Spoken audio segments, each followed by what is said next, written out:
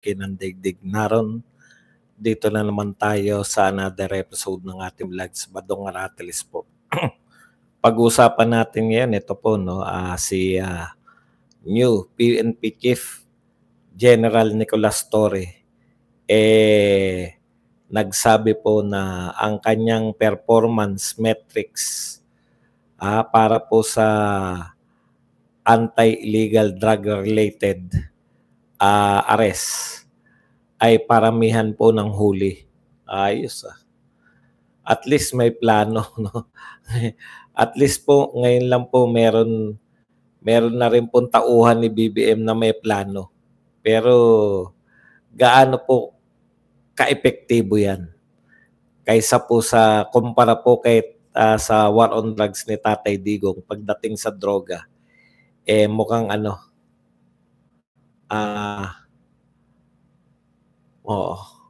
walang anuman, Amik.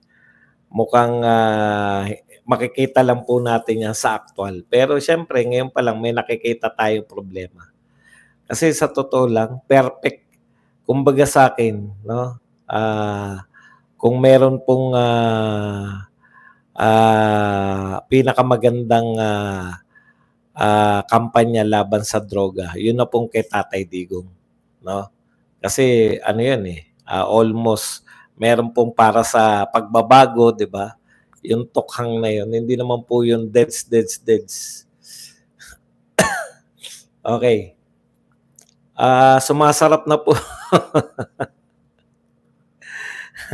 Sumasarap na po yung mga usapan namin sa Berada Aguila. Napansin niyo naman siguro, no? Medyo nagiging natural na po ang bawat isa.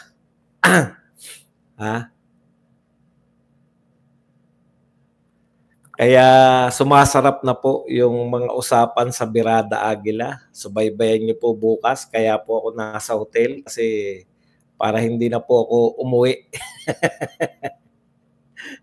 Kasi pag umuwi ako, pagod na ako sa biyahe. Actually, ang dami namin topic. Wala hindi mo na alangan namang magpigil, di ba? Yun yung siguro yung nakikita namin na pagkakaiba namin yun yung pinag-uusapan namin, nag-uusap kami na etong Berada Aguila, at least kami yung may control. control namin yung control namin yung yung hindi kami naging mainstream. Yung vlogging ang dinala namin sa mainstream. Hindi yung nung napunta kami sa mainstream, nagpaka-mainstream kami, di ba? Yung siguro yung dala-dala namin. Ganun talaga pag ang kinuha mo, panay matitigas ang ulo. Kasi nagugulat din yung mga natin, nagugulat din yung mga producer natin. Ang dami namin topic, hindi kami nakakaabante. Mas masarap namang kahit konti topic, talagang pigang-piga. Okay, bukas po 3 kami, si BMR, ako, tsaka si KPL. So, subaybayan niyo po kami bukas. Okay, punta na po tayo rito. No? Dito, mas mahaba-haba pag-uusapan natin yung mga topic kanina. Meron po kasi dito, yan nga po, si General Torre, yung paramihan ng huli.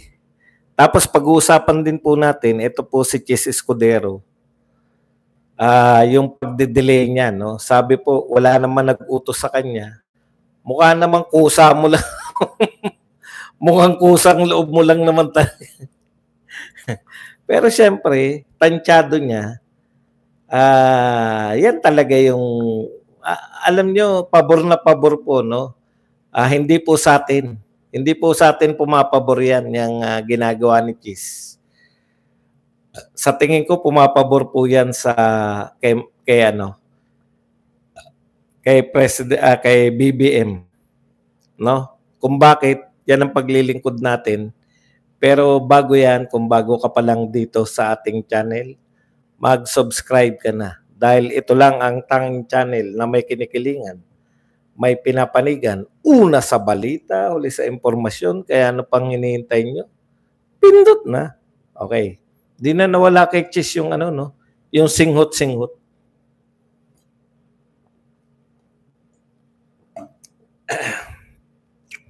Yung palang yung pala kagandahan pag may mga kasama ka. May chance kang mag-isip.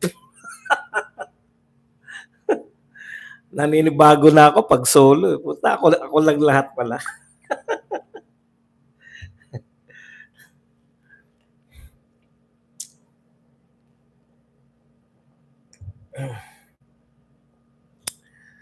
Okay. Unahin na natin to yung kay Torre. Ganon din naman pala, no? Ako, sa totoo, mas gusto ko naman to kaysa yung for the last 3 years kasi ang sinusukat yung nahuling droga di ba? Napupunan nyo ba? Kinumpara pa Ito yung nahuli kay BBM, mas malaki. Ito yung nahuli. Pikim-piki tayo di ba? Pikim-piki tayo. Bakit droga lang yung nahuhuli? Bakit walang mga tao? O ngayon, at least, hindi naman ako nagsisip-sip kay Torre. Mas maganda to na may ang focus ng drug campaign ngayon, may huhulihin. Kasi nakakalito po talaga Una, pinagtatanggol yung mga adik. Hindi naman daw talaga adik yan dahil nag-extend lang ng oras. Yung panahon ni Marbil, Kaya sa mga pronouncement pa lang, mas magaling dihamak to si Torre kaysa kay Marbil. Kasi may pinahuhuli siya. Kay Marbil parang pinagtatanggol niya yung, di ba? Pinagtatanggol niya kung bakit may gumagamit. Parang ang hirap pong tanggapin na bakit mo pagtatanggol, PNP chief ka, pagtatanggol mo yung paggamit ng droga. Okay. Mas maganda naman po yung may mahuhuling tao kaysa sa droga lang yung hinuhuli. Yun yung pamumuno ni Marbil. Pero ganito po, no? Ano yung sa tingin ko magkukulang dito? Nakita na po yan ng mga nauna di ba? Kaya po walang gaanong nung araw before Duterte's time. Ganyan na po hulihin ka sa salang droga, makakapagpiyansa ka, balik ka na naman sa dating trabaho. Di ba? Ang point ko dito, kaya nga nag-conduct na ng war on drugs si Tatay Digong kasi mapipilitan na silang yung kumbaga tama naman yun, no? Tama naman yata yun na mapipilitang manlaban na lang kasi yung mga binibitawang salita ni Tatay Digong 'di ba? Titigokin din naman sila So, posible talaga yun yung mga menanlaban. Pero milyon po yung natukhang Natandaan niyo po, milyon po yung sumuko o nagpatokhang. Ibig sabihin, hindi po yung tukhang equals dedo ka. Yung tukhang, kinikilala mo yung na gusto mong magbago. Di ba? Nagpalista ka. Tapos imo-monitor ka kung talagang tumataba ka na. Ganun lang naman sa mga addictiones. Di ba? Pag mukhang tumataba ka, nagbabago na to. In contrast po rito, kaya po sa akin, yun na talaga yung ultimate na magandang kampanya sa droga, yung war on drugs ni Tatay Digong. Given pa na nagmula talaga kay Pinoy na ang lala na talaga ng droga. Eto naman, napakaswerte ni BBM. Bakit po? 6 na taon, walang naging bagong adik. 6 na taon, walang... Kasi impractical po, mga abnormal na lang po yung mag-addict nung panahon ni Duterte. Ibig sabihin, nung panahon ni Pinoy, hindi ka addict. Tapos nung si Duterte na, bigla ka nag-addict. Yan ang hindi ko kayang tanggapin. So kung may 6 na taong kang pahinga na walang bagong addict, ang laking bagay po nun. Yan yung minana ni BBM. Yan yung hindi nila kinukwenta eh. Ilan ang addict na minana ni Tatay Digong? Continuous, ibig sabihin continuous yung pag-addict ng mga tao ng panahon yun yung height eh, 'di ba? Panahon ni Pinoy, continuous 'yan. May mga araw-araw may mga nagiging bagong addict. Pero matitiyak ko sa inyo, abnormal na lang yung naging addict nung panahon ni Tatay Digong. Kasi alam mo nang may tukhang, alam mo nang may mga natutumba, tapos tsaka ka mag-addict. Nung kay Pinoy, hindi ka addict, bigla ka nag-addict. Yun po yung pinakamalakas kong argument dyan eh. So, ang minana ni BBM, walang bagong addict sa loob ng 6 na taon. Diba? Yun eh. Yun yung gusto kong ipunto rito. Swerteng-swerte talaga si BBM. Konti na lang. Kaya lang, yun nga, ang buwelta na, bumabalik na uli. Nariyan na sila uli. Okay. Ikalawang punto. Dati na yan eh. Pinag-uusapan na yan eh. Huhulihin mo. Dahil droga means money. Pag ikaw ay engaged sa pagbebenta ng droga, maraming pera. Kung maraming pera, marami rin kayong pampiyansa, marami rin kayong pangmagaling na abogado. Kaya nga yun yung utos ni Tatay Digong, di ba? Pag nanlaban, itigukin. Malinaw yun eh. Siguro, malinaw na sa atin kung ano ibig sabihin nun. Ngayon, kay Torre, sinasabi kasi ni Torre, suspects are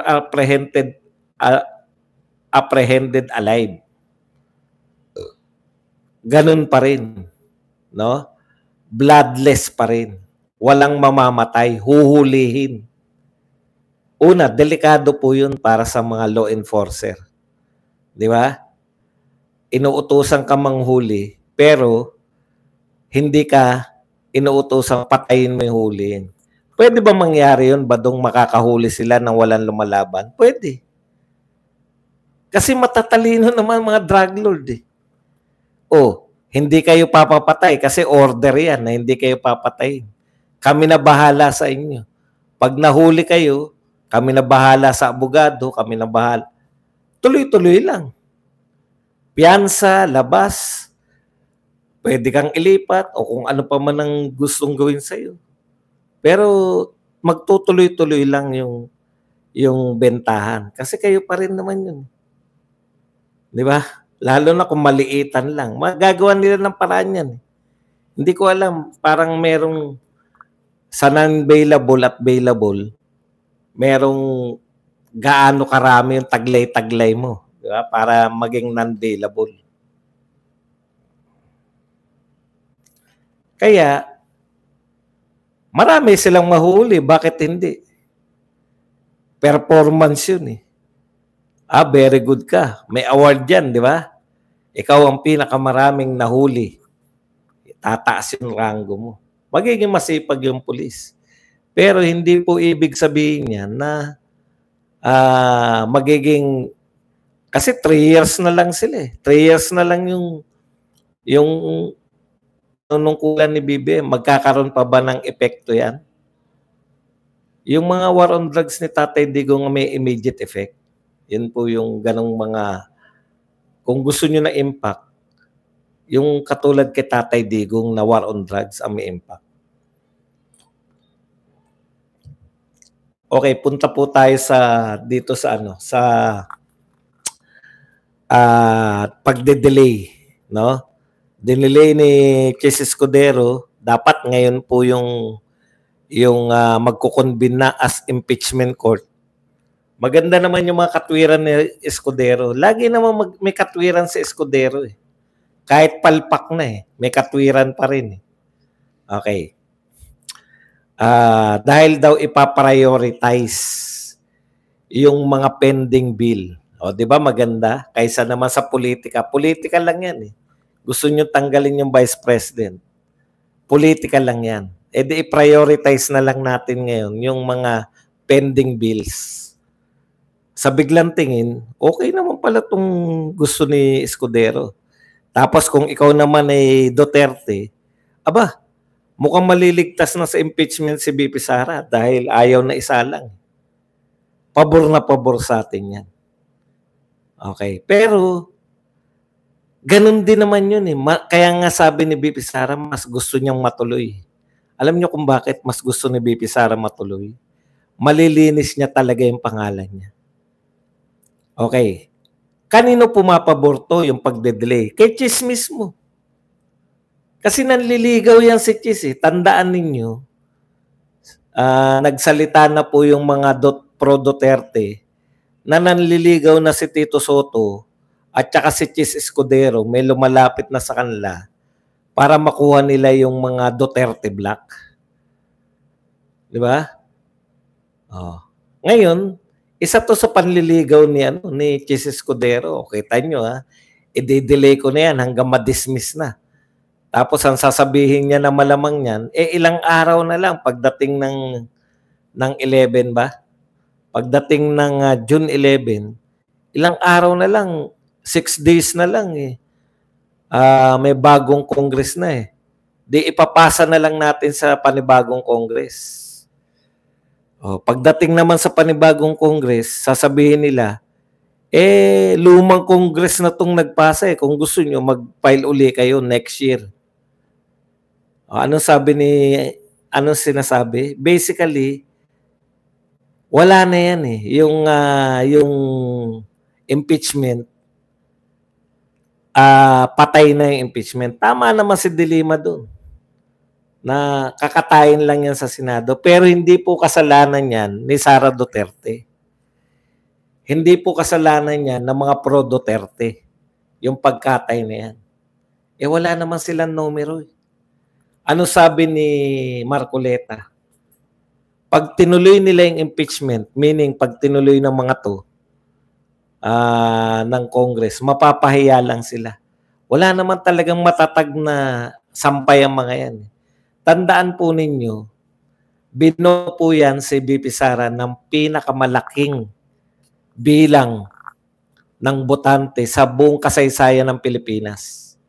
Siya po ang nagkamit, 32 million po ang pinakamalaking boto na pwedeng makamit ng isang tao so far. Nakuha po ni BP Sara yan.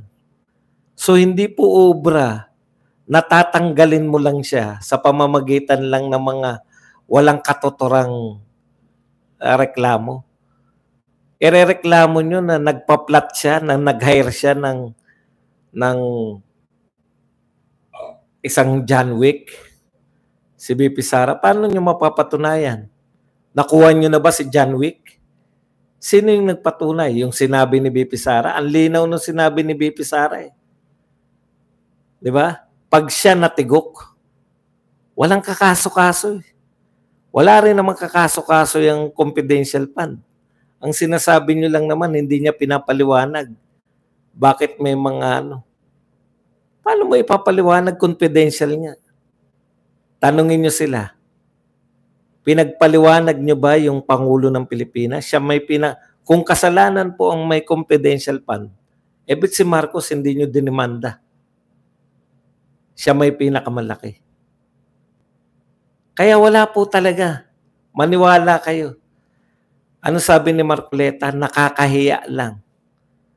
Bakit sila mapapahiya kung matutuloy ang impeachment? Isa sa judge si Marcoleta. Tatanungin lang yung mga yan. Kailan pa sinabi krimen yung paghiganti kung may mangyari sa akin? Magiging krimen lang yun, no? Pag natigok na si BP Sara, buhay na buhay. Matitrigger lang yun. Di ba? Parang, alimbawa, sinabi mo, ako pag nawalan ako ng trabaho, papatayin ko kay lahat. Halimbawa, sinabi mo yun. Nagtatrabaho ka, teacher ka, o kaya clerk. Pag ako nawalan ng trabaho, papatayin ko kay lahat. Kakasuhan mo ba siya? Hindi naman siya nawawalan ng trabaho. Iyon po yung mga kinakaso nila. Mapapahiya kayo kasi nanalo si Marcoleta. Speaking of nanalo, no? Katulad na sinabi ko kanina, doon sa Birada Aguila. Ang tunay na labanan sa impeachment, yung eleksyon. Paulit-ulit ako dyan nung nangangampanya tayo. Iboto nyo yung Duterte plus 2 kasi para hindi ma-impeach si BP Sara. Yan po yun. Totoo na po yan. Marunong naman magkwenta yung kabila eh. Alam naman nilang kwentahin yun eh. Alam na po ni BBM yan, alam na ni Lisa, alam na ni Martin na wala silang numero pagdating sa Senado. So pag si BP Sara inimpeach pa nila, halimbawa sinalang nila, magagalit palalo yung tao. Magagalit palalo. Katulad na nagalit yung tao nung pinakulong nila si Tatay Digong. Wala nang katapusan yung galit kay Marcos. Baka mauwi pa yan sa pagpapalayas na uli sa anak. Napalayas na nga yung baka mapalayas pa yung anak.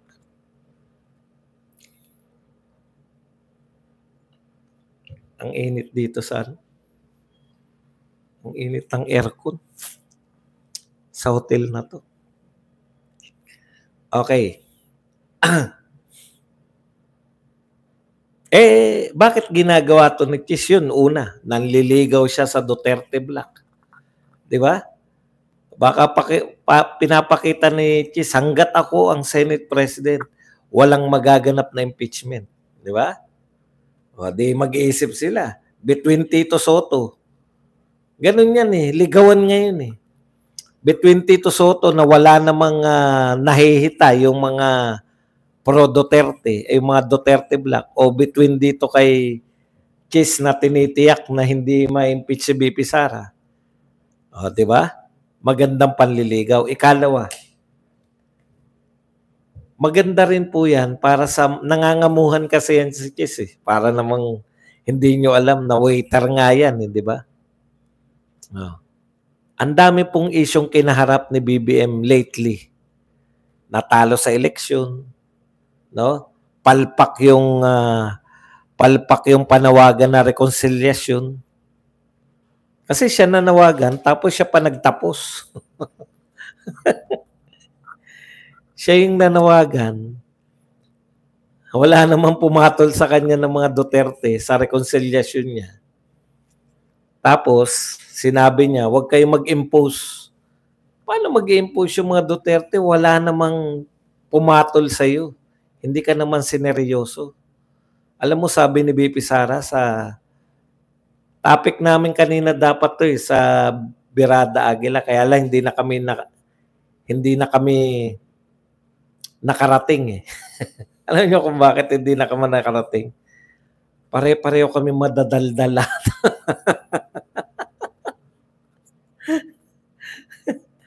Kaya pag Monday wala kaming i-interviewin.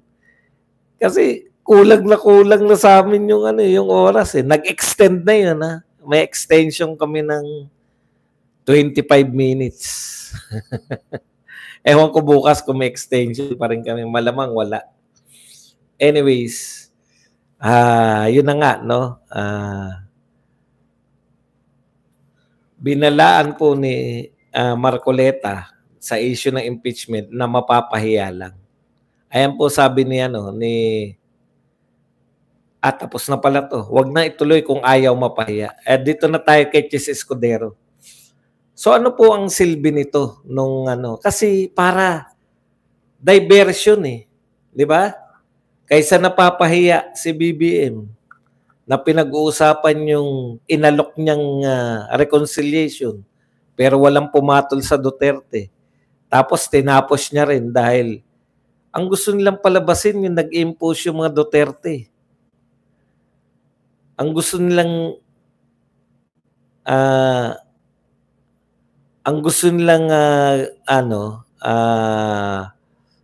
ipakita na kaya hindi matutuloy yung reconciliation, kasalanan na naman ng mga Duterte. Wala. Hindi sila pinatulan. Ano sabi ni BP Sara ngayon sa Daig? Reconciliation? Away natin? Bakit iniintindi mo yung away ng pamilya-pamilya? Intindihin mo yung pagseserbisyo sa tao. Nagmumukha tuloy siyang talagang hindi marunong magpresidente. Pahiyang-pahiya na siya sa reconciliation, pinapahiya pa siya ni BP Sara. Ano sabi ni BP Sara? Unahin mo yung mga kapakanan ng tao, unahin mo maglingkod. Hindi yung uunahin mo yung reconciliation sa pamilyang Duterte, pamilyang Marcos. Wala namang katuturan yan. Ngayon, dahil sa ginagawa ni Chis, eto na ngayon yung pinag-uusapan. Ay, teka lang, balikan ko lang yung yung kay Torre. Balikan ko lang. Alam nyo, mainit yung mga makabayan black, yung mga dilawan, tsaka kakamping dyan sa mga pagganyang mga salitaan na paramihan na mahuhuli. Bakit walang, at tsaka yung human rights, bakit walang protesta mula sa human rights, sa makabayan black, sa mga kakamping at mga dilawan? Bakit tahimik kayo? Takan-taka talaga ako eh. Tahimik kayo pagka kahit na anong pronouncement ni Torre, tahimik kayo. Very supportive.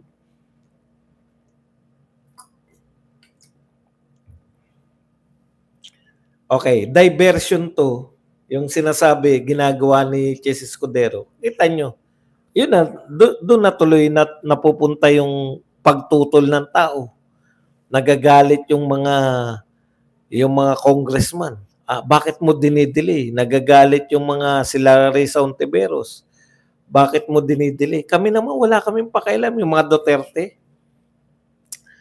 Matuloy man yan, okay din kami kasi madidismiss eh. Bakit madidismiss? May numero na kami. Nagsumikap ka. Tinalo namin si Marcos. Hindi naman tinalo, tabla, di ba? 5-5 eh. 5 tayo, 5 si Marcos. Siya talo. Worst worst result in a sitting president. No? Talo siya. Siya ang natalo. Pero tayo, hindi. Zero nga. Konti lang talaga. Pag yung opposition ka, konti lang ipapanalo mo. Ito lang ang oposisyon na nakatabla sa administrasyon, sa paramihan. Sa midterm election. Saan ka pa? Yun yung sinasabi natin na si Marcos talaga ang talo rito. Okay. Yun, nadadivert ngayon. Isa pa. Para pandivert niya rin yan eh. Di ba natalo sila? Para hindi na po isipin ng tao na talunan sila, nanawagan ng reconciliation at nanawagan ng cabinet, pinag-resign lahat ng mga cabinet officials. Pahiya pa rin sila. Bakit? Nahalata ng mga tao na hindi niya matanggal, hindi niya matanggal yung gusto niyang tanggalin. Nahalata ng mga tao na ginamit niya to, kunwari pinag-resign lahat, pero i-retain din kahit yung mga taong galit na galit yung mga Pilipino. Yung mga tauhan niya, katulad ng magkapatid na Remulla, na-promote pa si Torre, si Recto, na-retain din. Yung iba, napopromote pa. Yan ba yung sinasabi mong the people have spoken? And the people have spoken, pero niretain mo pa rin yung mga taong inayawan ng mga tao.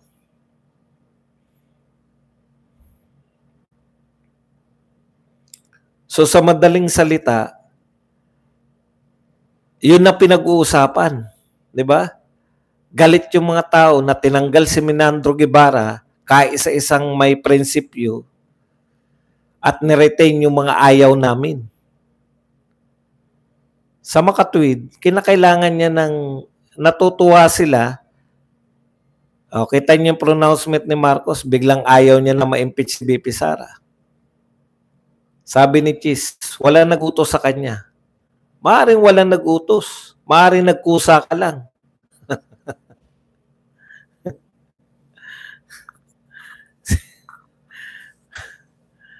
Minardo ba o Minandro? Nalilito na rin ako sa sobrang...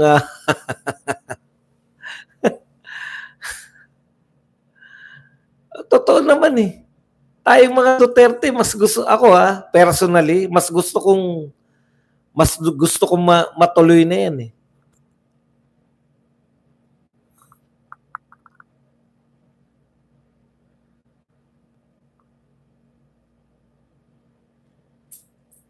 Kasi malilinis ni BP Sara pangalan niya.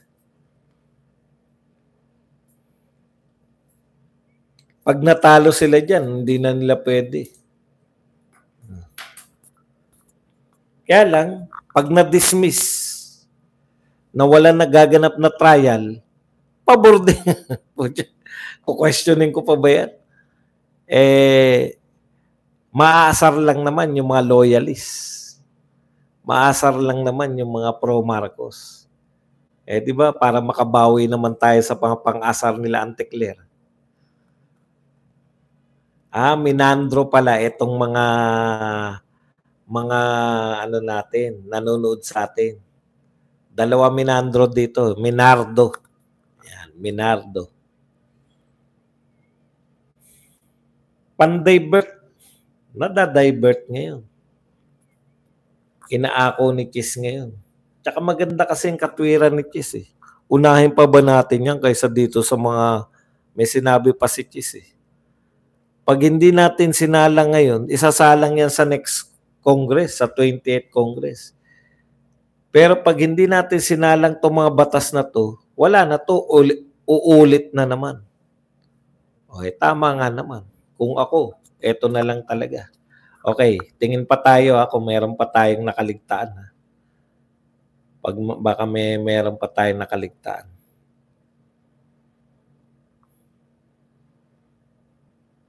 Yan pa ang sinabi ni Chis Escudero na hindi na talaga napipigilan yung pagsingot. Hindi naman siya dating ganyan.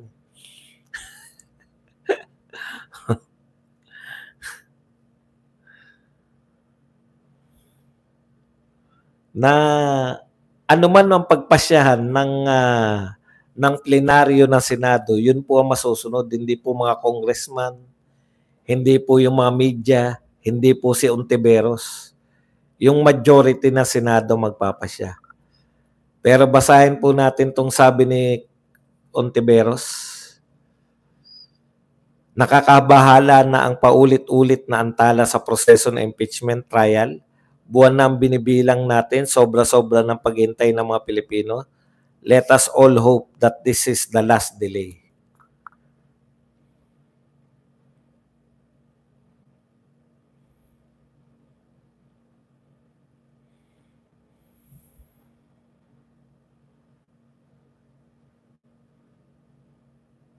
Ito po, hindi kami nakarating dito, yung sinasabi ni BP Sara na nung kinuwento niya kay Tatay Digong, yung sa oath taking. Ito po ang sinabi ni Tatay Digong, no? You set me free and I will take my oath. So yun po ang gusto ni Tatay Digong, napalayain muna siya. Speaking of palaya, no? Wag po kayong mainip, no? Wag po kayong mainip. Bago na naman ang quota mo. Hindi, ano to? Kasi bukas may ano na naman, kaysa bumiyahe na naman po ako, mula na naman sa Bulacan. Nag-hotel na lang po ako rito. Ito nga pala ang aking nagsama ako ng... labas ka na rin, tapos na ako mag-vlogs.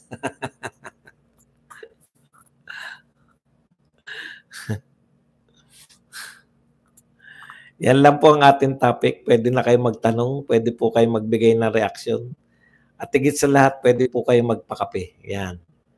Pakape naman kayo. Nag-enjoy po ako sa sa totoo lang po, nag-enjoy tayo sa Birada Aguila. Pero nagsasuffer po yung regular ko. Nagsasuffer kasi hindi ako nakakapag-vlogs ng maayos eh. Pag lagi nasa biyahe, lagi. Yan. Kaya lang nakakatuwa kasi, di ba? Yung na-challenge mo yung sarili mo, hindi ka naman nag-aral ng mga journalism o broadcasting, tapos nasa mainstream media ka. Big time na si Tatay Badong, may bagong cabinet. Ang ingay ni Dilima at Tontiveros ngayon, sunod-sunod. Yan lang naman ang kaya ng mga yan. Mag-ingay. Wala naman pong katuturan. Yun nga, pinakamalaki na nilang panalo eh. Senador. Maging senador lang. Tatay Badong, si Tol, hinihilot na, sumisip-sip na kay Inday, dapat daw i-dismiss ang impeachment. Tol. Tol ko. Wrong mistake talaga si Tol. Alam ko pinaghugutan ni Tol eh. Sa sobrang talino niya, pinag-aralan niya, walang natatalong administrasyon sa midterm. Ngayon pala. Oy, Deboy Vlogs, thank you very much sa 190.